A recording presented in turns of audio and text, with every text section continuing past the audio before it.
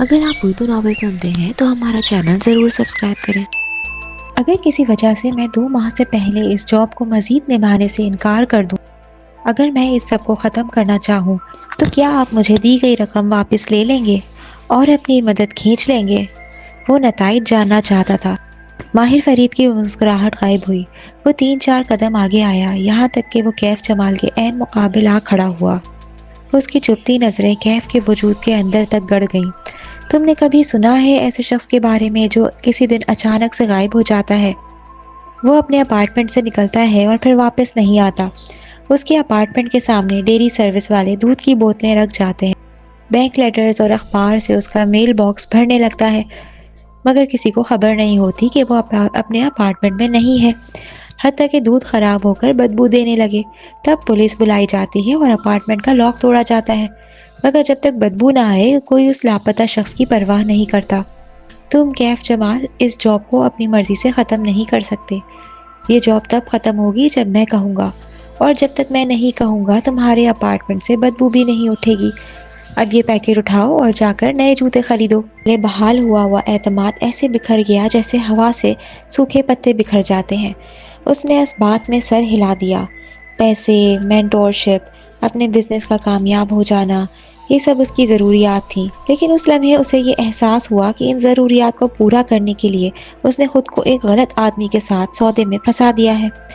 مزید کچھ پوچھنا ہے تو ابھی پوچھ لو۔ ماہر فرید نے کلائی پر بندھی گھڑی دیکھی۔ میری لندن کی فلائٹ ہے، مجھے واپس جانا ہے، زیادہ وقت نہیں ہے میرے پاس۔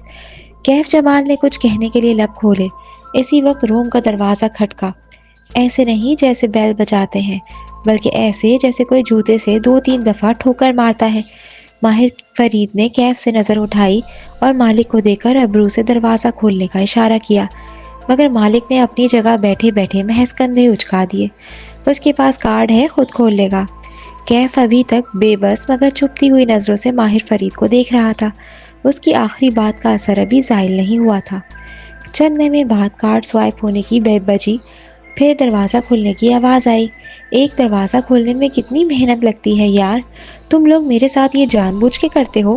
اندر داخل ہونے والا شخص جھنجھلاتے ہوئے کہتے کہتے رک گیا۔ کیف ابھی تک ماہر کو دیکھ رہا تھا، لیکن اسے پیچھے کھڑکی کے شیشے میں مدھم سا عکس دکھائی دیا۔ وہ ایک نوجوان تھا جس کے ہاتھ میں پکڑی پیپر ٹرے میں کافی کے ڈسپوزیبل کپس نظر آ رہے تھے۔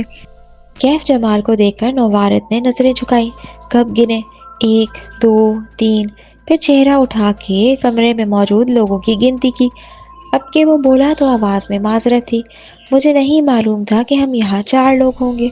کیف جمال نے ماہر فرید سے نظریں ہٹائیں اور گردن موڑ کے اس شخص کی طرف دیکھا۔ کیف کو خود نہیں معلوم تھا کہ اس روز ہوٹل سویٹ میں وہ 3 نہیں 4 ہوں گے۔ مبین منزل پہ موسم بہار اس سال اداس سا اترا تھا۔ بوگن ویلیا کے درخت اپنے خوش رنگ پتوں کے باوجود مرجھائے ہوئے لگتے تھے۔ جب سے مالا کو ماں کے بھولنے کی بیماری کا علم ہوا تھا، اسے لگتا تھا کہ وہ ایک ایسے سرسبز باغ میں کھڑی ہے جس کو پانی لگانے والا یہاں کا راستہ بھول گیا ہے، اور اب وہ لہلہاتے درختوں کو دیکھ کر سوچ رہی ہے کہ کیا ان کو کوئی پانی لگائے گا یا یہ آہستہ آہستہ مرجھاتے جائیں گے۔ عصر باسی ہو چکی تھی اور شام کسی بھی وقت دم توڑنے کو تیار تھی۔ مالا ہینڈز فری لگائے فون اونچا اٹھائے لان میں بیٹھی تھی۔ اسکرین پر نظر آتی ماہی کمزور سی لگ رہی تھی، آنکھوں تلے ہلکے بجھا ہوا چہرہ۔ وہ تکیوں کے سہارے بیڈ پر نیم دراز تھی۔ کیا کہا ڈاکٹر نے؟ تھوڑی سی اسپاٹنگ ہوئی ہے مگر بیبی ٹھیک ہے۔ ماہی اداس لگ رہی تھی۔ مجھے مکمل بیڈ ریسٹ کا کہہ دیا گیا ہے، ویسے بھی ٹیسٹ ٹیوب بیبی ہے، رسکی پریگننسی ہے۔ ماہی تمہیں مکمل بیڈ ریسٹ کرنا ہے، اوکے؟ وہ فکر مندی سے اپنی چھوٹی بہن کو دیکھ رہی تھی۔ مالا میں پاکستان نہیں آ سکوں گی، مجھے سختی سے منع کیا گیا ہے سفر سے۔ اس کی آنکھوں میں آنسو تھے۔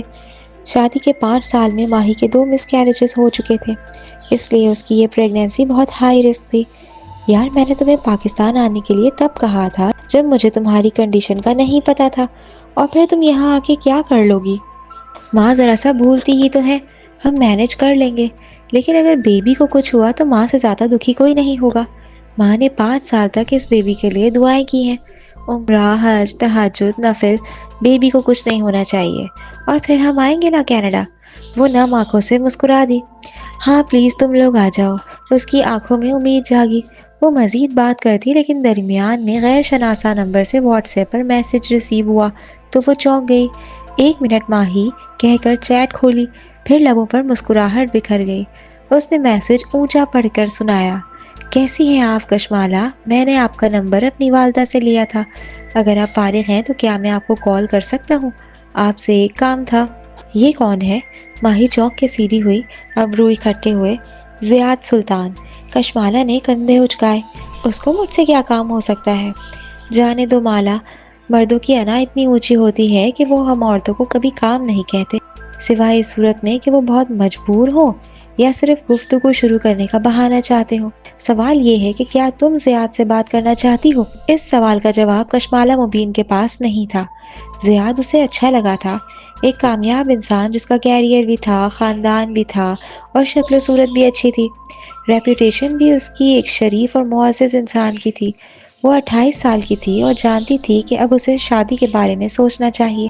اسے شادی سے کوئی بیر نہ تھا، بس ابھی تک جو رشتے اس کو میسر ہوئے تھے اس میں کوئی نہ کوئی مسئلہ ہوتا تھا۔ اس کا کوئی خانہ ہمیشہ چیک ہونے سے رہ جاتا تھا۔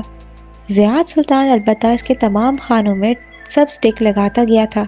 ماں کی بیماری کا علم ہونے سے پہلے اگر یہ سب کچھ ہوا ہوتا تو شاید وہ خوش ہوتی، لیکن کل سے ساری دنیا ہی بدل گئی تھی۔ اس نے فون رکھ دیا اور گردن اٹھائی جامنی پڑتے آسمان کو دیکھنے لگی۔ دور اوپر چند پرندے اپنے گھروں کو واپس لوٹ رہے تھے۔ ہم گھروں کو لوٹنے میں اتنی دیر کیوں لگا دیتے ہیں کہ آگے بس اندھیرا ہمارا منتظر ہوتا ہے؟ معید دوپہر میں گھر آیا تو مالا نے اس کو سامنے بٹھا کے ساری بات بتائی۔ معید کچھ دیر سوچتا رہا، پھر اس نے سر ہلا دیا۔ زیادہ سے زیادہ الزائمرز ہوگا، ہم اس کو دواؤں سے مینج کر سکتے ہیں۔ اور آج تو ماں بالکل ٹھیک ہے، شاید وقتی ہو۔ معید ہمیشہ گلاس کو آدھا بھرا ہوا دیکھا کرتا تھا۔ مالا کی تسلی کروا کے وہ ماں کے پاس جا بیٹھا۔ اس وقت وہ لاؤنج کے تخت پر بیٹھی سلائیوں سے اون کا سویٹر بن رہی تھی۔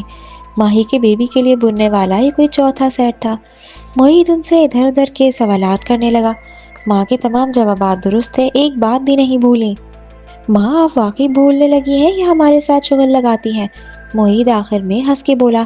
ماں نے پرے بدتمیز کہہ کر اس کے کندھے پر اون کا گولا دے مارا۔ گولا معید سے ٹکرا کے فرش پہ جا گرا اور دھاگا کھلتا گیا۔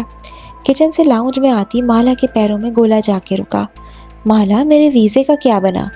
وہ مالا سے اپنے ویزے کا پوچھنے لگی۔ ماہی کا چوتھا مہینہ چل رہا تھا اور ماں کا ارادہ تھا کہ اس کی ڈیلیوری کے وقت ماں ماہی کے پاس جائیں گی۔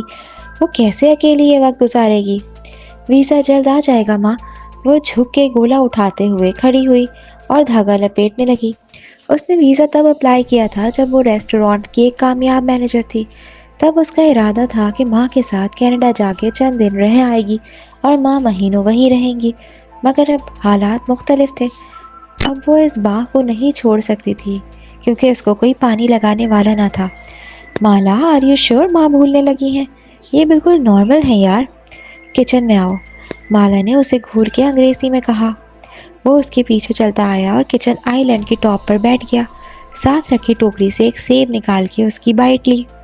میں کہہ رہی ہوں ماں ٹھیک نہیں ہے معید، تو ٹھیک نہیں ہے۔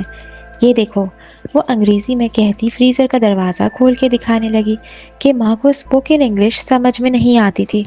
ماں کا فریزر کبھی اتنا خالی نہیں ہوا، ہمیشہ فروزن آئٹم، کباب، کوفتے وغیرہ بنا کے رکھتی تھی۔ پورے گھر کی صفائی، پودوں کی کاٹ چھانٹ سب خود کرواتی تھی۔ تم سارا دن ہاسپٹل ہوتے ہو، تم وہ نہیں دیکھ سکتے جو میں دیکھ رہی ہوں۔ ہمارا گھر کبھی اتنا بے ترتیب نہیں ہوا۔ تو یار بخت بھی کو کھینچو نا، اس نے سیب کی بائٹ لیتے ہوئے اپنی طرف سے حل بتایا۔ ملازم خود سے کچھ نہیں کرتے، گھر کی مالکن ان سے کام کرواتی ہے یا نہیں کرواتی۔ ماں نے ساری عمر اپنے گھر کو سنوارنے کے علاوہ کیا ہی کیا ہے؟ اب اگر وہ اس کام کو بھی ٹھیک سے نہیں کر رہی تو وہ ٹھیک نہیں ہے۔ اسے معید پر اب غصہ آ رہا تھا۔ ان بھائیوں کو آرام سے بات سمجھ میں کیوں نہیں آتی؟ اچھا بابا، میں ایک نیورولوجسٹ سے اپوائنٹمنٹ لے لیتا ہوں، وہ کراچی گئے ہوئے ہیں، منڈے تک آ جائیں گے، ہم منگل کو انہیں دکھا دیں گے۔ منگل میں 6 دن ہے معید۔ مالا ریلیکس، میں کسی عام سے ڈاکٹر کو نہیں دکھا سکتا، ورنہ اس طرح تو میرے سینئرز بھی بہت ہیں، انگریزی بولتے ہیں میرے سامنے تاکہ مجھے سمجھ نہ آئے بڑے۔ وہ لاؤنج میں بیٹھی سلائیاں چلاتے ہوئے ان کی آوازیں سن رہی تھی۔ तभी बख्त भी बाहर से किचन में दाखिल हुई तो मोईद ने उन्हें रोक लिया। आप जरा मेरी बात सुने। उसकी आवाज़ सख्त हो गई थी। मुझे अच्छी तरह मालूम है कि आप माँ को मीठा खाने देती हैं। मैं इनकी शुगर जितनी कंट्रोल करने की कोशिश करता हूँ, आप उनकी चापलूसी के चक्कर में उसे बढ़ा देती हैं। आज से घर में मीठा नहीं बनेगा, वरना मैं आपका लिहाज नहीं करूँगा। कल को अगर हमें माँ के घुटने की सर्जरी करवानी कर पड़ गई तो शुगर का कंट्रोल ना होना कितना नुकसानदेह हो सकता है, आपको एहसास है इस बात का? माला चौंक कर उसे देखने लगी। बज़ाहिर माला को वो तसल्ली दे रहा था, मगर अंदर से खुद परेशान था। अलबत्ता वो ज़ाहिर नहीं करेगा। वो माँ पे गया था। माँ कहती थी कि मोईद अंदर से गहरा कुआं है, और शायद माला भी माँ पर ही गई थी। अपने गम को अंदर ही अंदर लेकर घुलते रहना इन दोनों की आदत थी। माँ ही ऐसी नहीं थी। माँ का कहना था कि वो इनके अब्बा पे गई है। कोई ज़रा सा उसको तंग करे, वो आस्तीनें चढ़ा के अगले की सारी दुनिया उल्टाने पहुंच जाती थी। वो परेशान होती तो दिल में नहीं रखती थी, कम्युनिकेट करती थी, साफ साफ बोल के इस मसले को हल करती थी। मोईद और माला ने उस रोज़ फैसला किया कि वो माँ को ज़्यादा से ज़्यादा वक्त देंगे। मोईद अब ड्यूटी आवर्स के बाद कहीं नहीं जाएगा, बल्कि माँ के पास बैठेगा, और माला तो पहले ही इस्लामाबाद वापस ना जाने का फैसला कर चुकी थी।